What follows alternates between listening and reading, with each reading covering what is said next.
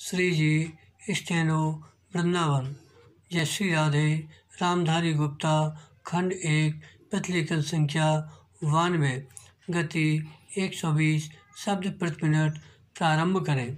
महोदय, प्रत्येक कदम फूंक फूंक कर रखना होता है और हो सकता है कि हम कुछ वर्ष गंवा दें, लेकिन स्वतंत्रता गंवाने की अपेक्षा वह अच्छा होगा। स्वतंत्रता का अर्थ केवल अपनी सरकार होना नहीं होता, बल्कि उसका अर्थ होता है कि हम निर्णय स्वयं कर सकें। हो सकता है कि वे निर्णय गलत हों, लेकिन वे हमारे निर्णय भारत के निर्णय होने चाहिए। हमें कपड़ा उद्योग की समस्याओं का भी ध्यान है।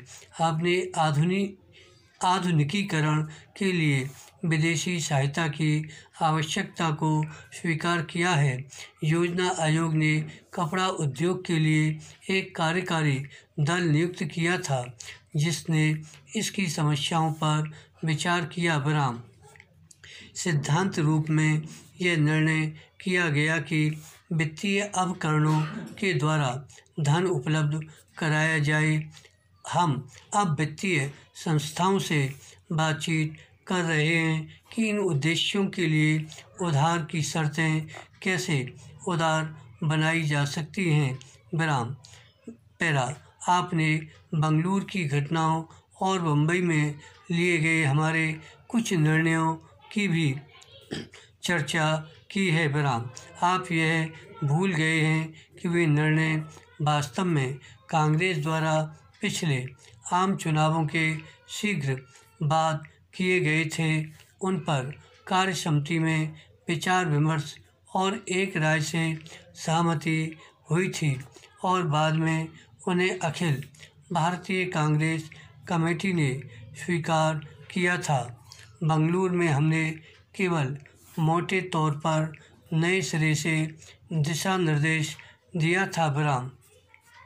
इसमें कोई संदेह नहीं कि जब तक देश उस दिशा की ओर न बढ़े, तब तक वह प्रगति नहीं कर सकता।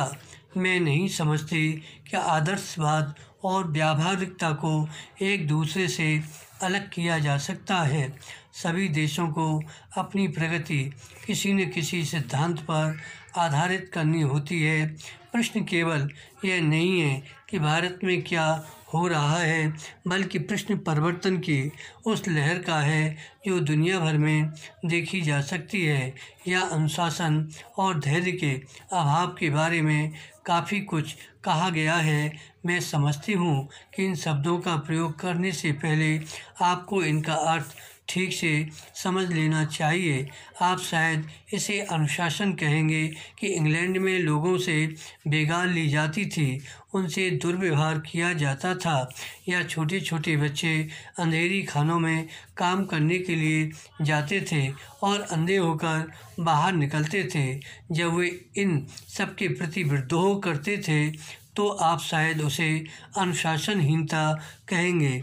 धन्यवाद। श्री